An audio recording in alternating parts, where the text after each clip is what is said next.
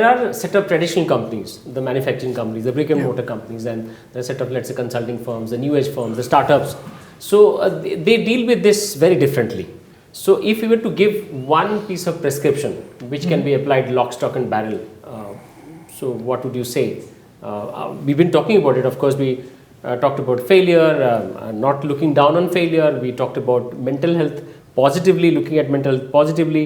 Then we, of course, looked at career breaks, not to be looked at, not to be frowned upon, but to be, I'm not quite sure if you can say celebrate, but not with a kind of judgmental lens that we need to look at. Beyond this, what would your advice be? Let's talk about the startup space, probably where you're from. So so I think I'll give you a nuanced answer, right? So basically, at least most of my work experience has been in fairly aggressive companies, right?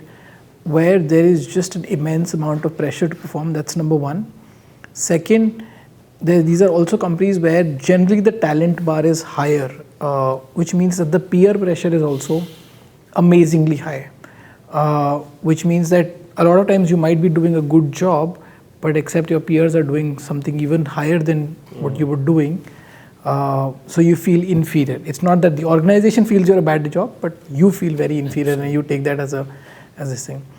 The two things which I think really make a difference, at least in my experience, is one, risk acceptance, right? I think we have talked about that, that failure should be fairly acceptable and not treated as an evil or toxic point anywhere.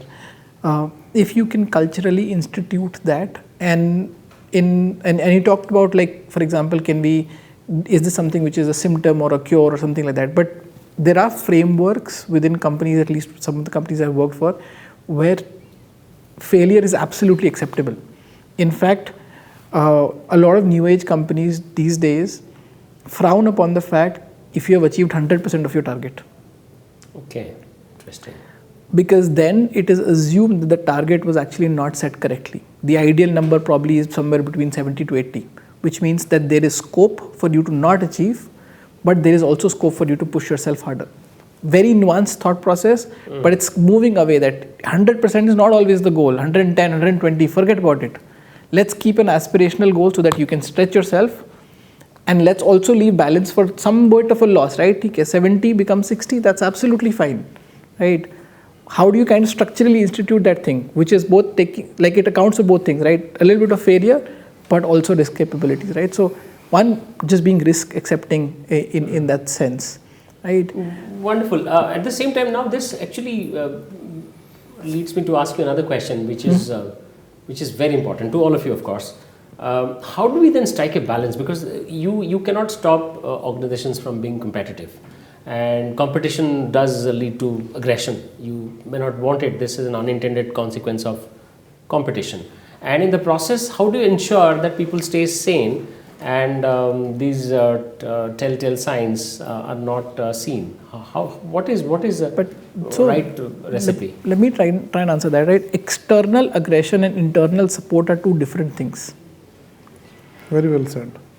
So companies have to fight, and honestly we see so many examples of companies being externally very aggressive. You'll see managers also who are externally very aggressive. Yeah. But when it comes to their team, they are the most productive people. Okay. Yeah. They will go to any lengths to support their teams. Companies who will go to any lengths to support their teams. So we have to start differentiating between them. Internal aggression is the evil problem. Let's not be internally aggressive ever, right? Let's be externally aggressive. Let's go do all out to, it's a capitalistic world, right? We have to step on somebody's shoulder to go and so let's be ready to do that. But let's all be supportive within the team itself, within the group itself. Let's not be internally aggressive. Earlier he gave a very good answer, right? He answered that question when he was making his earlier comments. He said that we compete, we win some bids, we lose some bids. But even in the bids that we lose, we celebrate the process and the journey.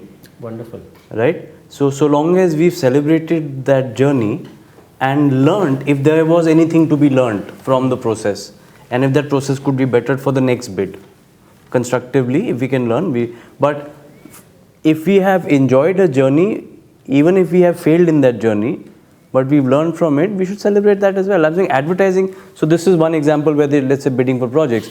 Advertising agencies bid for client and brand mandates all the time. 5 agencies come and pitch for a mandate. 1 agency wins, 4 agencies don't win, right? There is an inherent risk of failure there, if you were to look at failure from the point of view of not winning a bid, right? How do you deal with it? His way of dealing with it, which is that you celebrate the journey, understand why you won or why you did not win, and maybe you can do something better. And his answer in terms of internal aggression versus external aggression, which means that you come back and everybody's hurting, right? When you lose a test cricket match, everybody's hurting in the dressing room, right? What does the captain and the coach do at that point of time? Further run you down because they know everybody's hurting. But at that, so I think the biggest thing is when you're actually down and out, or an employee is, or your team member is, how do you fail down and out, whatever words you can play around with. At that point of time, how are you responding to the situation? Are you using that to further bury the person under the ground? Or are you using that moment to help build that person up again? I think that's fundamentally where... So we follow 3-dimensional metrics where we say that attitude and commitment is what you bring to the table. Capability is our problem. Wonderful. Okay. So if your attitude is bad, then there is a problem. If I can pick your brain to get the best out of all your brains, collective brains, can I really request each one of you, now since we are going to end this conversation, each one of you, in 30-40 words, what would your prescription be for all these companies, new age companies, let's say. Traditional companies, we'll probably have another conversation. New age companies, your prescription, starting with, let's start with Mr. Shailendra. I think I'll summarize whatever everything says. One is, your attitude, more in terms of defeat, is more important rather than winning, right? You should be emotionally intelligent enough, like Karan said, to respond rather than react. Wonderful. Right? And of course, like Girish kind of mentioned, that the balance comes from being externally aggressive and internally united towards that aggression. Wonderful. And that kind of works out well in terms of, I have to summarize what all of us kind of put forward. Sir, your 30-word I will encourage people to dream because they can't go beyond their dreams, and then enable them, assist them to realize those dreams. Wonderful. Back again. I encourage failure. Wonderful. My team, I tell them that I am with you if you come to me with an idea in which you are sure only 20 to 30% that you will win or you will get this right. At least experiment. Goes wrong, tell my boss that it was my idea. Goes right, I will tell my boss it was yours. But at least do something. Try something different. If you keep repeating the same playbook over and over and over and over again, you're not moving forward at all. Wonderful. But once you failed, and that's fine, it's just fine, fail. Let's try and deconstruct that failure to see what do we do different next time. So can I say celebrate, experiment and fail? Yeah, Right? Celebrate.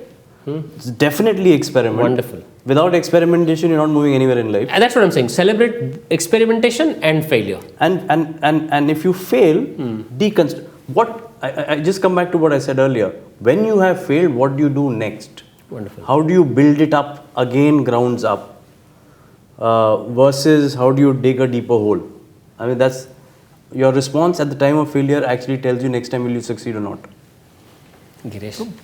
Personally, I'm a very big proponent of this concept of manager empathy. I feel that most organizations will be a much happier place if you could increase overall empathy levels of managers in that sense. The unfortunate part is most of our managers don't even understand what empathy means.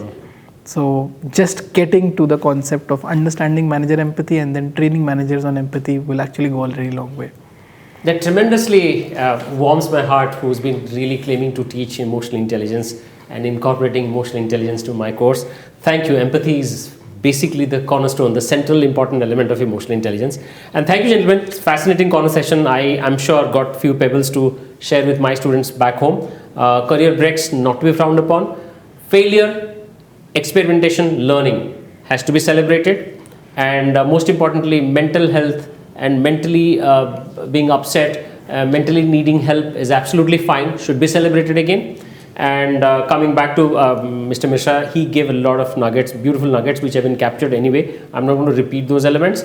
And of course, you, while talking about it, you mentioned, you were referring to having internal union, but external aggression is fine. But internally, it should be united, collaborative, and trusting relationship. That's without using that word you used. And last but not least, you said empathy. Wonderful conversation, gentlemen. Thank you. Thanks a lot for your time. Thank you. It's been terrific Thank meeting you. you and talking to you. Thank you Thank very you so much. much. Thank you.